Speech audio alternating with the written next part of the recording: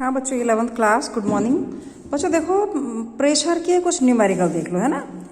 जैसे तुम जानते हो बच्चों, दाब को हम दिखाते हैं pressure P equal to force per unit area, यानी इकाई क्षेत्रफल पे लगने वाला बल।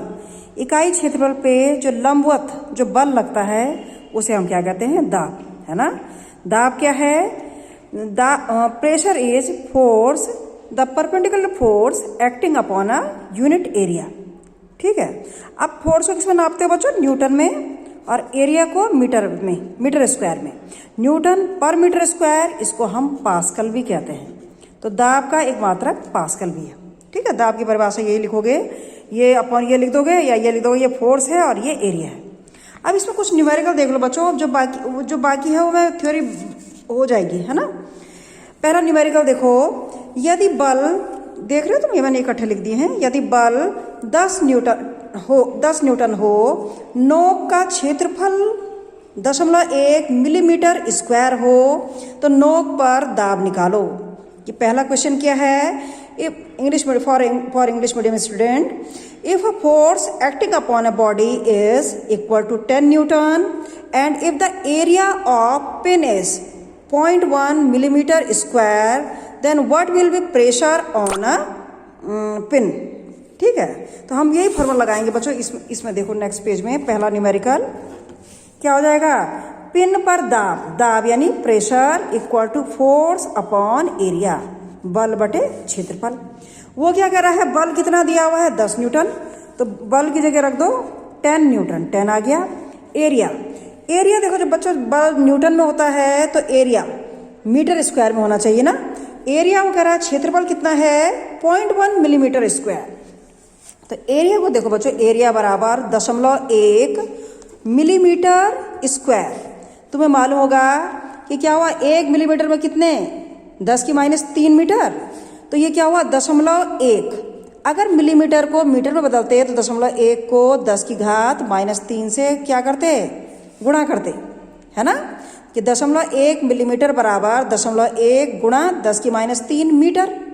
लेकिन यहाँ पे क्या है? मिलीमीटर स्क्वायर है, तो 10⁻³ के स्क्वायर से गुणा करोगे। 10⁻³, ये ब्रैकेट यहाँ से लगा देना बच्चे, होल स्क्वायर। समझ रहे हो? ये केवल this is the method to convert millimetre to metre. It means 0.1 millimetre square equal to 0.1 into 10⁻³ और मिलीमीटर स्क्वायर है तो 10⁻³ से मीटर बना और उसका स्क्वायर यानी मीटर स्क्वायर हो गया। स्क्वायर करेंगे यहाँ भी। आप देखो, पावर की पावर गुणा होती है, 10⁻³ उसकी पावर 2, 10⁻³ 2 जा 6, 10⁻⁻6 हो गई। ऐसे लिख दो, या लिख दो 0.1 गुणा गए 10⁻⁻6। पावर इधर लगाना है, जरा लिखने में वो वीडियो में हो रहा है। अब देखो बच्चों, एरिया कितना आ गया? 0.1 10⁻⁻6 मीटर स्क्वायर। हमने क्या किया? We changed millimetre square to metre square. तो अब क्या आ गई वैल्यू? 0.1 इंटू 10⁻6 मीटर स्क्वायर, क्योंकि मीटर में होना चाहिए। 0.1 इंटू 10⁻6 मीटर स्क्वायर। ठीक है। फोर्स अपॉन एरिया आ गया बच्चे। अब क्या करोगे तुम? ये कितना हो जाएगा? इसको 10⁻1 लिख सकते हो, 10⁻1, 10⁻1 इंटू 10⁻6 यानी 10⁻6 और -1 -7 हो जाएगा। ये 10⁻7 हो गया पूरा, यानी 10/10⁻7। बच्चों -7 ऊपर जाएगा, +7 होगा 10⁻7, और 10 की एक पावर ये भी है तो 10⁸ इतना आ गया। क्या आ गया? ये प्रेशर आ रहा है। तो इसका मात्रक क्या आ गया? पास्कल। इंग्लिश में लिख देते हैं, हिंदी में पास्कल लिख दोगे। ठीक है। इतना आंसर दाब आ गया। ठीक है, इतना पास्कल दाब। समझ रहे हो? इंपॉर्टेंट क्वेश्चन है ये भी। सेकंड क्वेश्चन देखो बच्चों, 50 किलोग्राम के लड़के के एक पैर का क्षेत्रफल, एक पैर का दे रखा है, एक पैर का क्षेत्रफल 20 सेंटीमीटर स्क्वायर है। लड़के द्वारा पृथ्वी पर कितना दबाव डाला जाता है? दबाव मतलब प्रेशर कितना डाला जाता है? पहला 2 केस हैं, यदि वह एक पैर पे खड़ा होता है, ठीक है। दूसरा, दोनों पैरों पर खड़ा हो। तो क्या निकालना है तुम्हें? वो क्या कह रहा है? वो कह रहा है, इफ क्या mass of a boy is 50 kg and the area of each foot is 20 centimeter square, then what will be pressure exerted on earth by body, है ना? What will be pressure exerted on the earth? First point, if he is standing on 1 foot, and second point, if he is standing on both foot. ठीक है कि एक बच्चा है बच्चों जिसका मास क्या है, यहाँ देख लो, अब समझो सेकंड न्यूमेरिकल। ये वीडियो देखो, ये ऊपर नीचे हो जा रहा है। सेकंड देखो बच्चों, वो क्या कह रहा है, मास कितना है उसका, 50 किलोग्राम। देख लेना पीछे करके, 50 किलोग्राम। और हर पैर का क्षेत्रफल कितना है, एरिया 20 सेंटीमीटर स्क्वायर। एक पैर का है बच्चे ये, ठीक है। ये देखो मास 50 और एक पैर का एरिया कितना है, 20 सेंटीमीटर स्क्वायर। तो ये आ गया, ठीक है। अब देखो यहाँ किलोग्राम में मैंने कहा था मीटर में बदलोगे, सेंटीमीटर को मीटर में बदलने के लिए तुम क्या करते हो, 100 से भाग देते हो, यानी 10 की -2 से गुणा करते हो, है ना। 10 की -2 से गुणा किया बच्चे, तो सेंटीमीटर मीटर में बदल गया। लेकिन हमें सेंटीमीटर स्क्वायर है, तो मीटर स्क्वायर में बदलने के लिए जैसे पहले किया था, इसका स्क्वायर, अब मीटर स्क्वायर हो जाएगा। पावर की पावर मल्टीप्लाई होगी, 10 की 2 2 जा 4, 10 की पावर -4, यानी 20 × 10 की पावर -4 मीटर स्क्वायर। ये हमने कन्वर्ट कर दिया मीटर स्क्वायर में, 20 × 10 की पावर -4 मीटर स्क्वायर। ये क्या आ गया, एरिया आया बच्चों, है ना, मीटर में बदल दिया हमने। अब देखो पहला केस क्या कह रहा है वो, if he is standing on only 1 foot, एक पैर पे खड़ा है, तो अर्थ पे कितना प्रेशर मारेगा, pressure equal to force upon area. Force क्या होता है बच्चों, mg, m कितना है 50, ठीक है। स्मॉल g का मान होता है 9.8 मान लो, या 10 ही मान लो, ठीक है। एरिया कितना है, एक पैर का एरिया कितना है, इतना, 20 × 10 की पावर -4, बस वैल्यू रख दी। एफ की जगह m और g, स्मॉल g, और a इतना आ गया। अब मल्टीप्लाई कर दो बच्चे इसको, ये देखो यहाँ पे ये 10 कटा, 10 2 जा 2 को बचा, 2 को काटा, ये 25 आ गया, इसको काट के ये 10 की -4 ऊपर गया, तो 25 × 10 की पावर +4 हो जाएगा, है ना। तो 25 × 10 की पावर +4, इतना पास्कल आंसर पी है। समझ रहे हो, प्रेशर आ रहा है इतना, दाब इतना पास्कल, ठीक, जब वो एक पैर पे खड़ा है।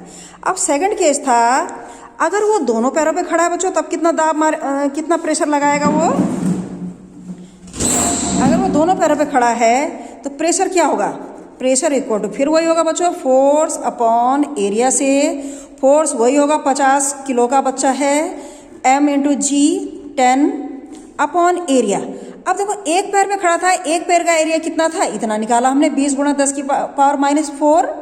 दो पैरों पे खड़ा है तो एरिया कितना होगा, इसका × 2 कर देंगे, तो कितना हो गया, 2 × 20 × 10 की पावर -4, ठीक है। बस इसको कैलकुलेट कर लो उसी तरह से, 10 2 जा 25, 20, 2 ये से 25 आ जाएगा, ठीक है। और 25 में 2 का 25 डिवाइड बाई 2 क्या हो जाएगा, 12.5, 12 25, ठीक है। 10 की पावर -4 ऊपर जाएगा, तो कितना हो जाएगा, 10 की power +4 newton per metre square, या पास्कल, इतना आंसर आ गया। समझ गए हो कि वो कह रहा है, if a boy whose mass is 50 kilogram and area of each foot is 20 centimeter square, what will be pressure exerted on earth if he is standing on only 1 foot and if he is standing on both foot? The pressure will be, area double हो जाएगा, एक पैर में एक का area, दो पैर में तो यहाँ 2 गुणा कर दो, बाकी कैलकुलेशन देख लेना, ठीक है। ये हो गया, बहुत इंपॉर्टेंट सवाल है बच्चों, ये आते हैं इस तरह के। अब देखो अगला न्यूमेरिकल, ये देखो तीसरा, मैंने इस पेज में लिख दिया है, ये तुम देख सकते हो। यदि समुद्र की गहराई, समुद्र जानते हो, सी, समुद्र की गहराई 30 मीटर है, जल का घनत्व 10⁻³ किलोग्राम पर मीटर क्यूब होता है, तो जल स्तंभ के कारण, तो जल का जो लेवल है उसके कारण गोताखोर पर दाब निकालो, जो पानी के अंदर तैरने जाता है।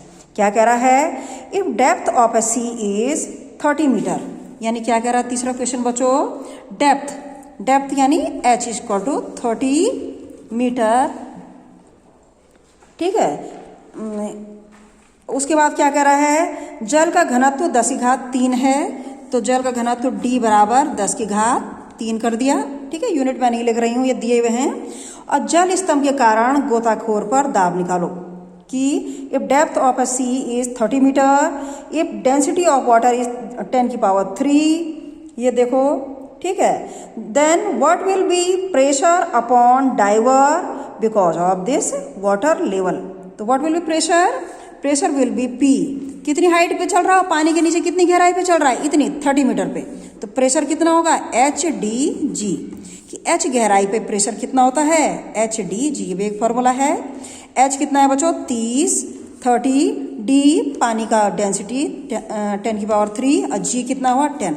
मल्टीप्लाई कर देना 3 इंटू 10 की पावर 3, 10 की पावर 4 और इससे 10 की पावर 5 हो जाएगा। 10 की पावर 5 इतना पास्कल।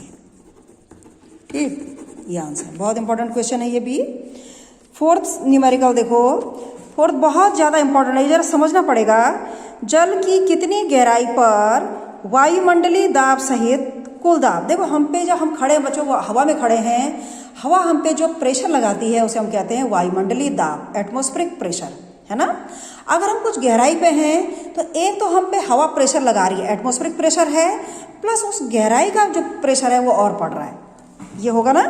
तो कह रहा है जल की कितनी गहराई पर वायुमंडलीय दाब सहित कुल दाब का मान, वायुमंडलीय दाब सहित उसके साथ कुल दाब का मान वायुमंडलीय दाब का 3 गुना होगा। ठीक है, वायुमंडलीय दाब दिया हुआ है 10 की घात 5 होता है, स्मॉल जी दिया हुआ है 10 मीटर पर सेकेंड स्क्वायर, गुरुत्वीय त्वरण एक्सेलरेशन ड्यू टू ग्रेविटी। वो क्या कह रहा है, what will be the depth of water, है ना, at which depth of water the total pressure will be equal to 3 times of the atmospheric pressure including atmospheric pressure. ठीक है, अब देख लो, आप समझो यहाँ पे फोर्थ न्यूमेरिकल। माना वो कह रहा है जिस गहराई पर 3 गुना होगा, माना गहराई कितनी है, वो डेप्थ कितनी है H है, हमने मान लिया H मीटर है। ठीक है, अब देखो कह रहा है, क्वेश्चन समझो बच्चों, वायुमंडलीय दाब सहित कुल दाब का मान वायुमंडलीय दाब का 3 गुना होगा, यानी कुल दाब क्या होगा वायुमंडलीय दाब का 3 गुना। तो माना कुल दाब क्या है इतना, कुल दाब यानी कुल P बराबर कितना होगा वायुमंडलीय दाब का तिगुना, यानी 3 इंटू PA लिखाते हैं इसको, ये पास्कल नहीं है, ये एटमॉस्फेरिक प्रेशर है, P के नीचे छोटा सा A, है ना। वो कह रहा है वो गहराई क्या होगी जहाँ पे कुल दाब कुल P will be equal to 3 times of atmospheric pressure.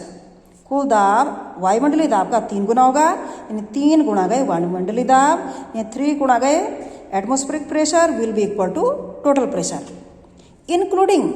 वो कह रहा है साथ में वायुमंडलीय दाब सहित कुल दाब का मान वायुमंडलीय दाब का 3 गुना होगा। वायुमंडलीय दाब सहित मतलब वायुमंडलीय दाब भी होगा वहाँ पे। ठीक है, अब कुल दाब कितना होगा बच्चों, उस पर कुल दाब P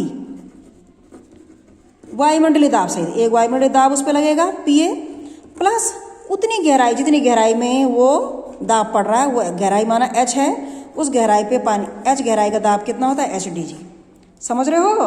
वो कह रहा है वो गहराई क्या होगी बच्चों जहाँ पे कुल दाब, मौसम में नीचे आ जाऊंगी अभी मैं थोड़ा सा, है ना, फिर जरा रुक जाएगा नहीं वीडियो, मैं नीचे इधर वीडियो चल रहा है ना एक क्लास का, बड़ा हो जाएगा, आ रही हूँ बस। ये वो क्या कह रहा है, कुल दाब क्या होगा एटमॉस्फेरिक दाब का 3 गुना होगा।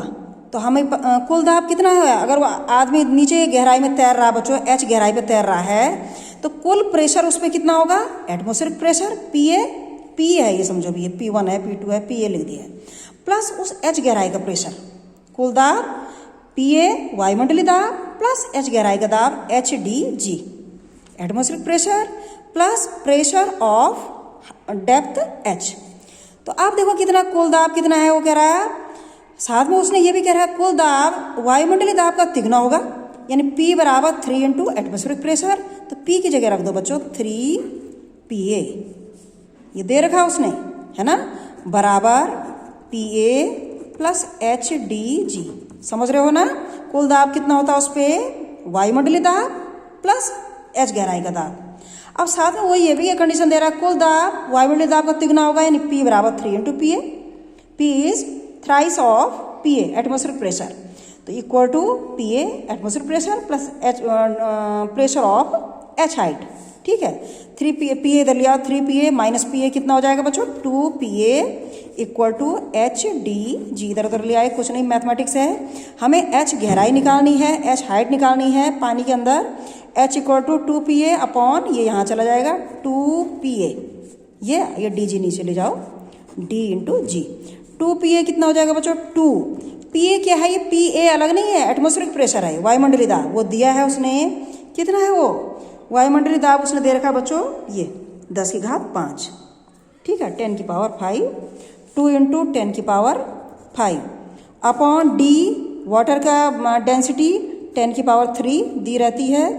स्मॉल जी, ये स्मॉल जी है, 10 दी हुई है, तो कैलकुलेट कैसे कर दोगे, 2 इंटू यहाँ देखो 10 की पावर 3, 10 की पावर 1, 10 की पावर 4 हो गई, इसकी पावर 1 है, 10 की पावर लिख देंगे 3 प्लस 1 4 हो जाएगी, 10 की पावर 4 ऊपर आएगी, 10 की पावर माइनस 4 होगी, तो 5 माइनस 4 यानी 10 की पावर 1 बचेगी, कर लेना, 10 की पावर 1 यानी 10, तो 2 इंटू 10 यानी 20।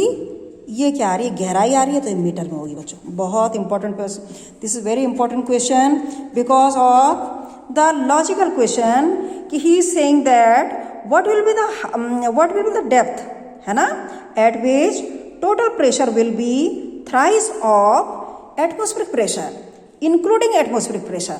As you know that total pressure, if we are inside the h height, if we are at the h depth inside the water, then total pressure acting upon me will be P equal to atmospheric pressure plus H D जी, जिस गहराई पे मैं हूँ। एक तो मुझे वायुमंडलीय दाब काम कर रहा है प्लस एक एच गहराई का दाब, यानी पी प्लस एच डी जी। अब वो कह रहा है total pressure 3 into atmospheric pressure होगा, तो 3 पी ए लिख दिया, इधर उधर ले जाके ये कर दिया, देख लेना कैलकुलेशन। ठीक है, 4 5 माइनस 4 1 20 मीटर हो गई। ठीक है, पाँचों बच्चों, पाँचों बहुत इंपॉर्टेंट क्वेश्चन है।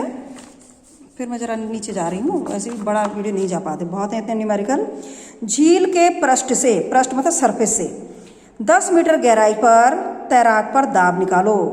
What will be pressure upon a diver which is at a depth of 10 metre from the surface of lake. Lake के सरफेस से 10 मीटर गहराई पे कोई डाइवर घूम रहा है, तैराक घूम रहा है, तो उस पर दाब निकालो। कितना होगा बच्चों, माना एच गहराई पे दाब कितना होता है, एच डी जी होता है। तो कैसे निकालोगे, इसमें मैंने हिंट दी है, जरा निकालना तो, मतलब वो ये मैंने हिंट दी है।